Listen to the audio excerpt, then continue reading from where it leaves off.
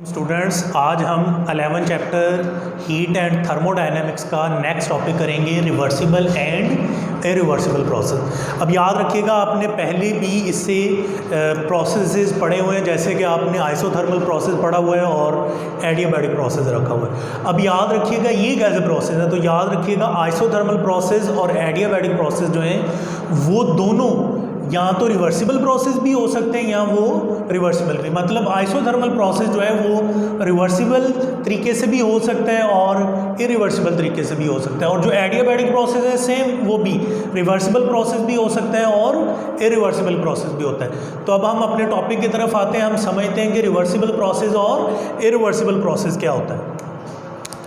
तो इसके लिए मैं कंसीडर करता हूँ कि मेरे पास एक सिलेंडर है, उस सिलेंडर के अंदर मैंने गैस को फिल कर दिया है। अब मान लें कि गैस इसके अंदर हमारा सिस्टम है, और फ़र्ज़ कर लें कि जो सिस्टम हमारा है वो स्टेट 1 के अंदर है, जबकि आप जानते हैं इसके बाहर, सिस्टम के बाहर जो चीज़ है उसको हम क्या बोलते हैं, वो हमारी सराउंडिंग होगी। तो अब अगर मैं मान लूँ कि जो मेरी सराउंडिंग है वो स्टेट ए के अंदर है, ठीक है। अब फ़र्ज़ कर लें मैंने इसके अंदर कुछ हीट एंटर की है। क्या एंटर की है? हीट एंटर की है। जैसे ही मैंने हीट एंटर की है तो मेरा ये जो सिस्टम है वो स्टेट 2 के ऊपर चला गया है, ठीक है। स्टेट 1 से स्टेट 2 के ऊपर चला गया, मतलब आप कह सकते हो कि यहाँ पे उसका प्रेशर कुछ P1 था, वॉल्यूम V1 था, टेम्परेचर T1 था। जैसे ही मैंने हीट एंटर की उसका प्रेशर P2 हो गया, V2 हो गया और T2 हो गया, ठीक है। तो वो अपनी स्टेट 1 से स्टेट 2 के ऊपर चला गया। तो अब अगर मैं इसको कंप्रेस करूं, पहले मैं हीट एंटर कर रहा था तो ये एक्सपैंड हो रही थी, लेकिन अगर मैं अब इसको कंप्रेस करना शुरू कर दूं और अगर कंप्रेस करते करते इसको मैं उसी वॉल्यूम पे ले जाता हूं, तो मतलब ये दोबारा अपनी स्टेट 2 से किधर चला जाता है, स्टेट 1 के ऊपर चला जाता है, ठीक है। मतलब इसका प्रेशर P2 से फिर कितना हो जाता है, P1, इसका वॉल्यूम V2 से फिर कितना हो जाता है, V1, इसका टेम्परेचर T2 से दोबारा कितना हो जाता है, T1। तो इस पूरे प्रोसेस को मैं क्या नाम दूंगा, रिवर्सिबल प्रोसेस का नाम दूंगा, ठीक है।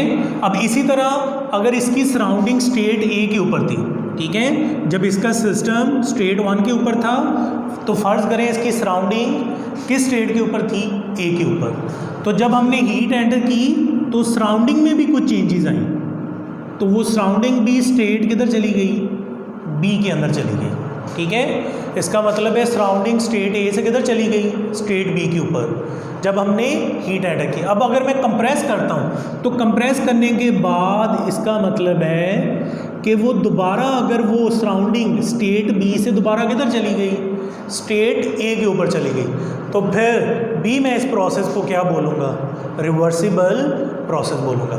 अब याद रखिएगा इसका मतलब है रिवर्सिबल प्रोसेस के अंदर सिस्टम का और सराउंडिंग का दोबारा अपनी इनिशियल स्टेट में वापस आना लाजमी है। ऐसा प्रोसेस जिसके अंदर सिस्टम और सराउंडिंग दोबारा अपनी इनिशियल स्टेट में वापस आ जाती हैं, ऐसे प्रोसेस को हम क्या नाम देते हैं, रिवर्सिबल प्रोसेस का नाम देते हैं। The process which can retrace in backward direction by reversing controlling the factor. इनके फैक्टर को कंट्रोल करके अगर हम इसको दोबारा इनिशियल पॉइंट के ऊपर, इनिशियल पोजीशन के ऊपर ले जाएं, तो ऐसे प्रोसेस को हम क्या नाम देते हैं, रिवर्सिबल प्रोसेस का नाम देते हैं। अब रिवर्सिबल प्रोसेस क्या होगा, फ़र्ज़ करें अगर मैंने इसको हीट किया सिस्टम को, तो सिस्टम स्टेट 1 से किधर चला गया, स्टेट 2 के ऊपर चला गया। इसी तरह सराउंडिंग जो थी वो स्टेट ए से किधर चली गई, स्टेट बी के ऊपर। अब मैंने दोबारा कंप्रेस किया, जब मैंने दोबारा कंप्रेस किया तो मैंने देखा कि जो मेरा सिस्टम है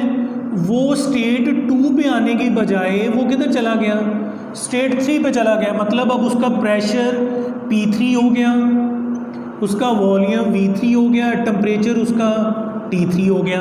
इसका मतलब है जब मैंने कंप्रेस किया था तो वो वापस उसी प्रेशर, उसी वॉल्यूम, उसी टेम्परेचर पे नहीं आ सका, ठीक है। तो ऐसे प्रोसेस को मैं क्या बोलूँगा, इरिवर्सिबल प्रोसेस बोलूँगा।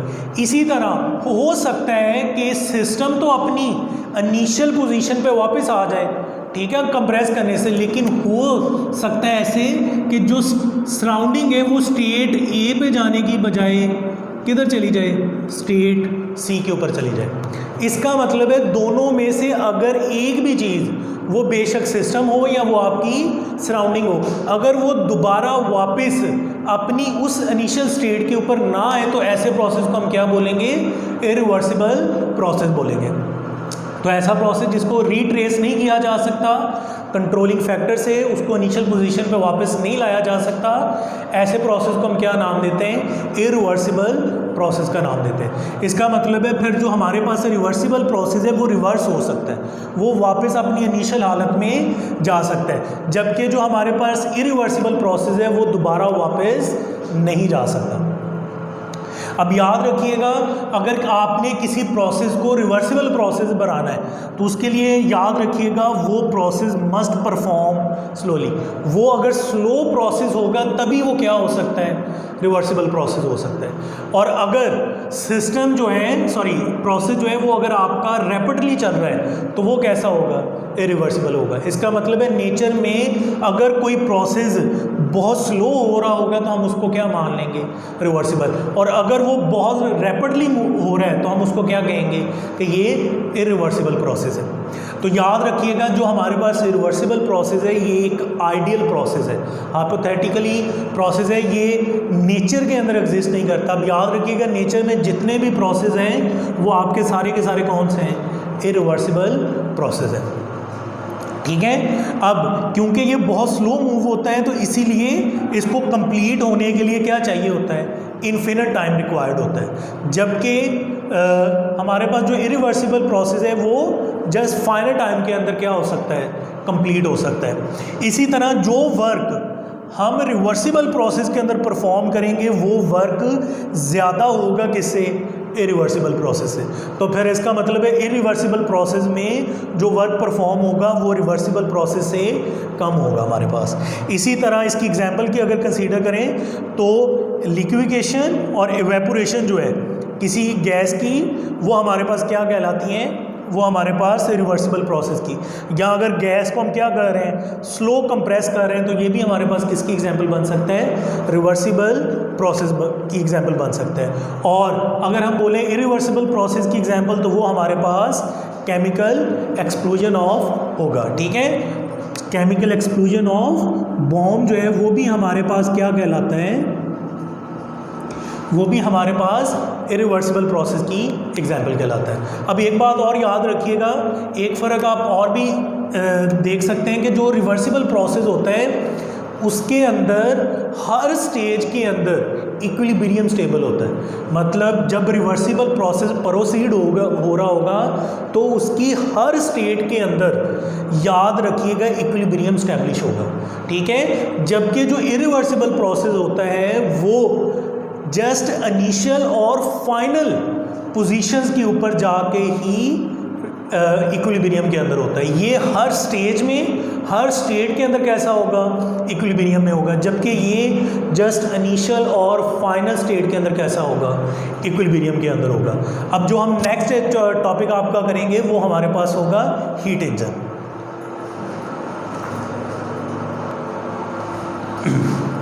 अब नेक्स्ट टॉपिक जो स्टूडेंट्स हम आपका करेंगे वो हमारे पास हीट इंजन है।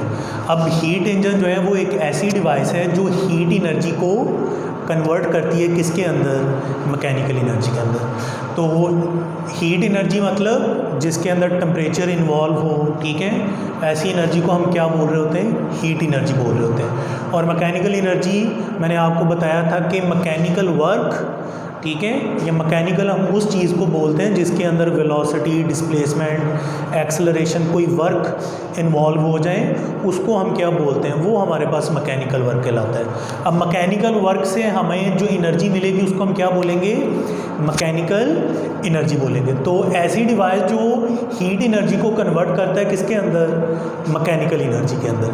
तो याद रखिएगा कि हीट इंजन की सबसे बड़ी एग्जांपल जो है वो हमारे पास स्टीम इंजन है। ठीक है। तो स्टीम इंजन थे वो काम होते थे एज अ हीट इंजन पहले के वक्तों के अंदर। अब स्टीम इंजन को अगर आपने समझना हो तो ऐसे समझ सकते हैं कि फ़र्ज़ कर लें कि हमारे पास कोई वेसल है, ठीक है, कोई बर्तन है हमारे पास, उसको हम हीट कर रहे हैं। क्या कर रहे हैं? हीट कर रहे हैं। मतलब हम उसको हीट एनर्जी क्या कर रहे हैं? सप्लाई कर रहे हैं। और फ़र्ज़ कर लें कि इस वेसल के अंदर जो पानी है, जो हमने पानी को फिल किया हुआ है, इस पानी को हम क्या कर रहे हैं? बॉयल कर रहे हैं, ठीक है। तो जैसे जैसे हीट एंटर होती जाएगी पानी का टेम्परेचर जो है वो इंक्रीज़ होता जाएगा, और एक टाइम ऐसा आएगा कि इतना टेम्परेचर ज़्यादा हो जाएगा कि जो हीट एनर्जी हमने दी है उसकी वजह से ये इस लिड के ऊपर, जो ढक्कन इसके ऊपर रखा हुआ है, इसके ऊपर ये कुछ वर्क परफॉर्म करने लग जाएगा, ठीक है, कुछ मैकेनिकल वर्क परफॉर्म करने लग जाएगा, और कुछ हीट जो है वो ऐसे बाहर को मूव करने लग जाएगी।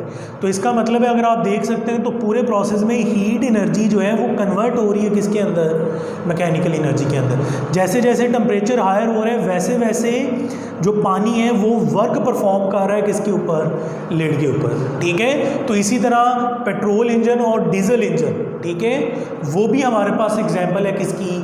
हीट इंजन की, ठीक है। अब याद रखिएगा हीट इंजन बनाने के लिए हमें कुछ चीज़ें रिक्वायरमेंट होंगी। सबसे पहले हमें क्या चाहिए होगा? Hot reservoir. अब पहले जो लफ्ज़ रेजरवायर है इसको आपने अंडरस्टैंड करना है। अब रेजरवायर ऐसी चीज़ को बोला जाता है जिसके पास एनर्जी का बहुत बड़ा ज़ख़ीरा होता है। जैसे जो आपकी एटमॉस्फेयर है, जैसे आपका जो सी है, ये जैसे सन है, ये सारे एनर्जी के बहुत बड़े रेजरवायर है, ठीक है। इनका मतलब, इसका मतलब है इनके अंदर बहुत ज़्यादा एनर्जी जो है वो स्टोर है, ठीक है। और हम रोज़ सन से कितनी एनर्जी को जो है हम यूज़ कर रहे हैं, और आज तक उसकी एनर्जी के ऊपर कोई फ़र्क नहीं पड़ा, ठीक है। तो सन जो है वो हमारे पास कैसा रेजरवायर है? वो हॉट रेजरवायर, ठीक है। तो फिर हीट इंजन के लिए आपके पास एक चीज़ क्या होना लाजमी है? वो हमारे पास है हॉट रेजरवायर। इसी तरह कोल्ड रेजरवायर, आपको एक और चीज़ क्या चाहिए? कोल्ड रेजरवायर, ठीक है। अब कोल्ड रेजरवायर क्या होगा? जैसे सी जो है आपका समुंदर जो है वो क्या है? कोल्ड रेजरवायर है, ठीक है। वो भी एनर्जी का बहुत बड़ा एक ज़ख़ीरा है, लेकिन वो हॉट रेजरवायर नहीं है, वो कैसा है? कोल्ड रेजरवायर है। अब एक आपको क्या चाहिए? वर्किंग सब्सटेंस चाहिए, ठीक है। अब आपने जैसे कि फर्स्ट लॉ में पढ़ा हुआ था कि जो हीट एनर्जी है वो कन्वर्ट हो सकती है किसके अंदर? मैकेनिकल एनर्जी के अंदर। लेकिन फर्स्ट लॉ में ये नहीं बता पाता कि हीट एनर्जी जो है वो मैकेनिकल एनर्जी में किस तरीके से कन्वर्ट होगी। तो वो आइडिया हमें कहाँ से मिलता है? वो आइडिया हमें मिलता है हीट इंजन से। तो अगर हम एक तरफ हॉट रेजरवायर लगाएं और एक तरफ कोल्ड रेजरवायर लगाएं, और वर्किंग सब्सटेंस अगर हॉट रेजरवायर से Q1 हीट एब्जॉर्ब करें और वो मूव करे किधर? कोल्ड रेजरवायर की तरफ। हीट हॉट रेजरवायर से किधर चले? कोल्ड रेजरवायर की तरफ। तो क्या होगा? कुछ हीट जो है जब हॉट से कोल्ड रेजरवायर की तरफ मूव करती होगी तो कुछ हीट कन्वर्ट हो जाएगी किसके अंदर? वर्क के अंदर। तो इसका मतलब है जो वर्किंग सब्सटेंस है वो Q1 हीट अगर एब्जॉर्ब कर रहा है तो उस Q1 हीट में से कुछ हीट को का क्या कर देता है? वर्क कर देता है, और कुछ हीट को कोल्ड रेजरवायर के अंदर क्या कर देता है? एक्सपेल कर देता है। इसकी एग्जांपल बिल्कुल आप ऐसे समझ सकते हैं, जो आपके गाड़ी का इंजन या आपके मोटर बाइक का इंजन होता है वो बिल्कुल हीट इंजन के प्रिंसिपल के ऊपर वर्क कर रहा होता है। जो आपकी गाड़ी का इंजन है, ठीक है, या मोटर बाइक का इंजन है, वो काम कर रहा है उसके अंदर कैसे? As a hot reservoir. और आपकी जो एटमॉस्फेयर है, जो आपकी सराउंडिंग है, वो काम कर रही है किसका काम कर रही है? कोल्ड रेजरवायर का। तो आप देखें, आप क्या करते हैं? आप हीट जो है वो अपने उस गाड़ी या मोटर बाइक के इंजन से मूव करवाते हैं किसके अंदर? कोल्ड रेजरवायर के अंदर। जब हीट मूव करती है हॉट रेजरवायर से किधर? कोल्ड रेजरवायर की तरफ। तो रास्ते में आपकी मोटर बाइक और गाड़ी क्या करना शुरू कर देती है? वर्क परफॉर्म करना शुरू कर देती है, वो चलना शुरू हो जाती है। तो इसका मतलब है अगर हमें हीट को वर्क में कन्वर्ट करना है तो हमें हीट को हॉट रेजरवायर से कोल्ड रेजरवायर की तरफ क्या करवाना पड़ेगा? फ्लो करवाना पड़ेगा। अब कितना अमाउंट ऑफ वर्क हम परफॉर्म करेंगे इस पूरे प्रोसेस के अंदर, वो निकालना हो तो हमें Q1 हीट में से Q2 हीट को क्या कर देंगे, माइनस कर देंगे, तो हमें पता लग जाएगा कितना वर्क हमने परफॉर्म किया। ठीक है, तो हीट इंजन के अंदर यहीं तक, और बाकी लेक्चर जो है हम इंशाल्लाह नेक्स्ट लेक्चर के अंदर करेंगे।